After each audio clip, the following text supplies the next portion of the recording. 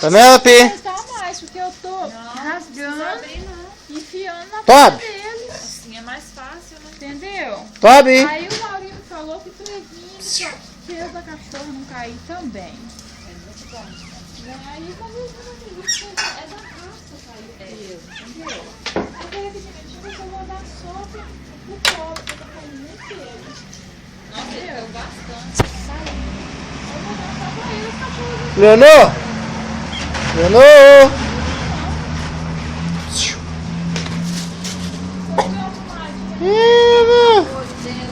O Maurinho me tirou. Esses cachorros revoltar que dá um pulo que eu tô morto. Para de tirar, gosta de ensinar. Cadê, Otávio? Você tá com a cachorra da Manu ainda? Traz pra cá, traz pra cá. Nossa, aquele não, aquele Eu vou abrir ele pra vocês verem. E traz pra cá e põe a água pra ela aqui dentro e poder abrir lá. Porque se abrir com a outra solta, minha filha, dá briga. Nossa. Coloca a água dela aí. Panela! Coloca a água dela aí. É, mas nós tínhamos que fazer assim em casa. Aqui lá em casa não. A água lá vai ser mais ou menos aqui, não vai? Rapaz, não é só... Hã?